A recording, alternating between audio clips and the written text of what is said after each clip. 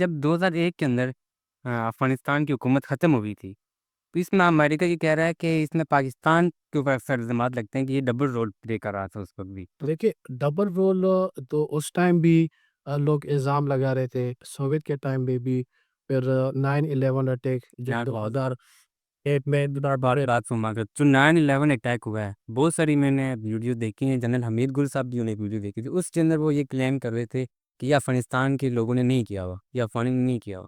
یہ جو 9/11 کا واقعہ ہوا، یہ افغانیوں کی تھے یا کوئی امریکہ کے اپنے ہی لوگ تھے، انہوں نے جا کے بلڈنگ میں گئے تھے؟ ہے کہ کرنا اور نہ کرنا وہ تو الگ بات ہے، انہوں نے کیا تھا یا نہیں کیا تھا، لیکن اصل میں بات یہ ہے کہ اگر انہوں نے نہیں بھی کیا، کسی اور نے کیا تھا، تو کیا ان کا سپورٹ ان کے ساتھ تھا یا نہیں تھا؟ مطلب اگر کوئی چوری کرتا ہے، دوسرا اس کو پش کرتا ہے اس چوری پہ، یا اس کو سپورٹ کرتا ہے، اس کو شاباشی دیتا ہے، تو بظاہر تو دونوں ایک ہی ہو گئے، بے شک وہ ڈائریکٹلی انوالو نہ ہو، لیکن کرے گی تو وہی۔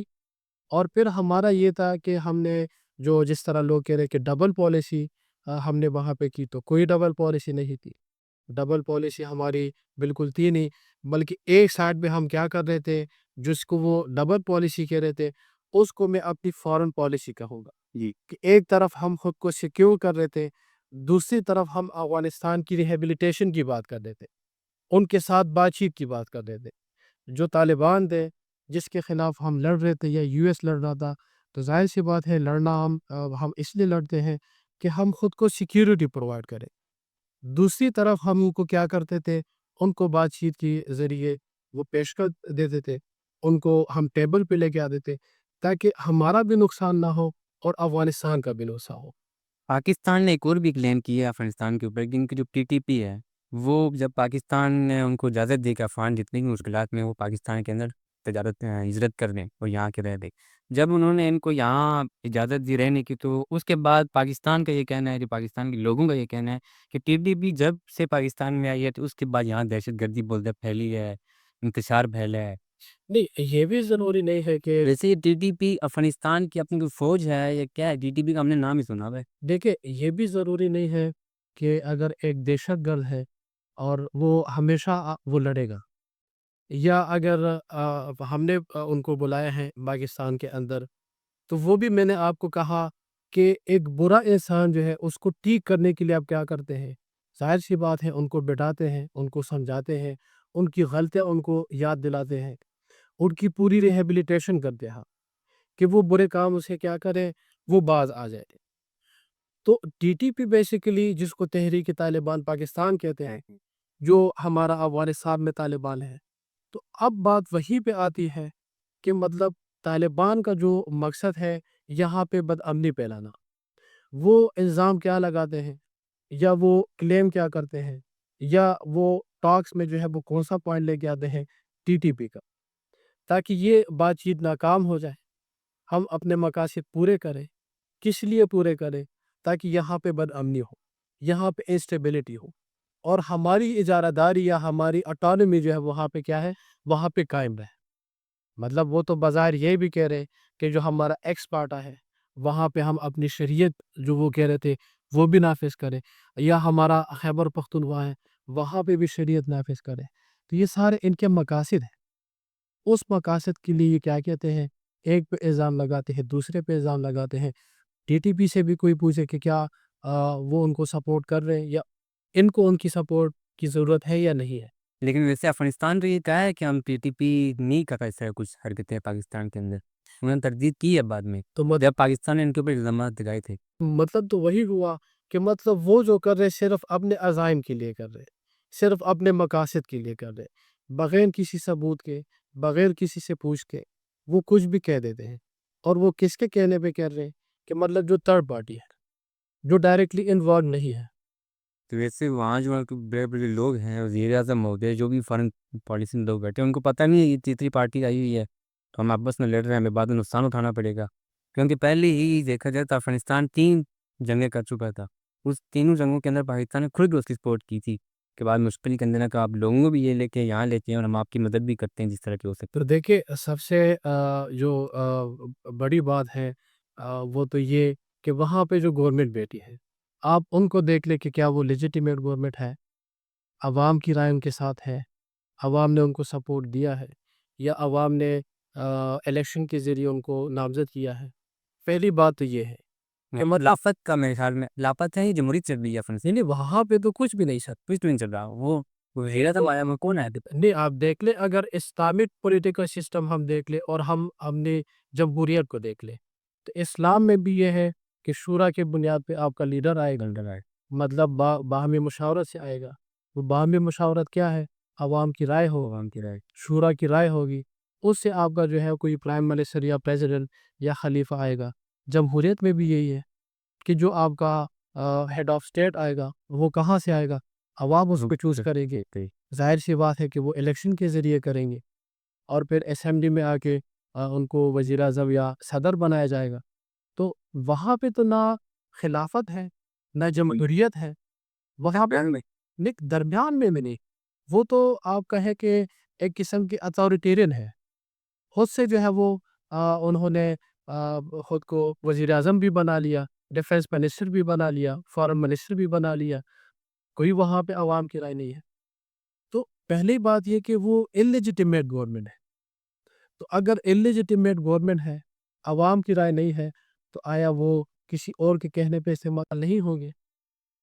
اور اس گورنمنٹ کو جو سپورٹ دے گا ان کو انڈائریکٹلی وہ یا ان آفیشلی تسلیم کرے گا۔ تو جب ان آفیشلی آپ تسلیم کرتے ہیں، ان کو آپ فنڈ بھی دیتے ہیں، کیونکہ ان کے پاس فنڈ ہے نہیں، فنڈز کہاں سے آئیں گے؟ ان کو اگر آپ فنڈ دیں گے، ان کو ان آفیشلی تسلیم کریں گے، تو آپ کی باتوں میں تو آئیں گے، آپ کے مقاصد کے لیے تو استعمال ہوں گے کہ نہیں ہوں گے؟ ہوں گے۔ یہ اس وقت پاکستان اور افغانستان کے تجارتی معاملات میں کیسی ہے، ٹھیک ہیں یا ادھر بھی معاملات خراب ہی ہیں؟ اچھا، یہاں پہ جو تجارتی ہمارے معاملات ہیں، تجارت تو دونوں ملک کے بیچ جو ہے وہ چلتی ہے۔ ہاں اب فی الحال جو ہے وہ تجارت رکی ہے، کیونکہ یہ ہماری جنگ ہوئی تھی، پھر ہمارے وہاں پہ نیگوسیشن جو ہے وہ کامیاب ہو گئے کہ جنگ بندی ہو گئی۔ اب اس کے بعد جو ہے وہ ہمارے راستے کھل جائیں گے، اور امید ہے کہ یہ کھل جائے۔ اور اسی تجارت میں آپ دیکھیں کہ یہ تجارت جو ہے آپ کو امن دے سکتا ہے۔ کس طرح امن دے سکتا ہے؟ تجارت ہی ایک ایسی چیز ہے، ایک ایسا ایلیمنٹ ہے جس سے آپ کی آتی ہے انٹر ڈیپینڈنسی۔ آپ ایک دوسرے پہ ڈیپینڈنٹ ہیں۔ آپ کا معاش جو ہے ایک دوسرے کے ساتھ جڑ جاتا ہے، آپ کا کاروبار ایک دوسرے کے ساتھ جڑ جاتا ہے۔ معاش جو ہے وہ معاشرے کے لیے ضروری ہے، کیونکہ ہم سب نے سروائیو کرنا ہے کس پہ؟ معاش پہ۔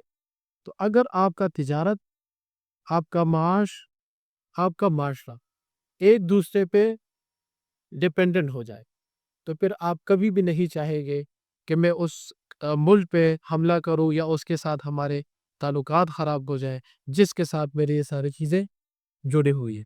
لیکن جب افغانستان 2021 سے دوبارہ اقتدار کے اندر آ جاتا ہے، تو اقتدار دوبارہ مل جاتا ہے، پاکستان پھر بھی یہ خواہش کر رہا تھا کہ اب جو ہمارے ان کے ساتھ تعلقات ہوں گے ٹھیک چلیں گے، ہم بہترین چلیں گے، تجارتی معاملات جو بھی ہوتے ہیں انٹرنیشنل کے معاملات چلتے ہیں، ان اب معاملات ٹھیک چلیں گے۔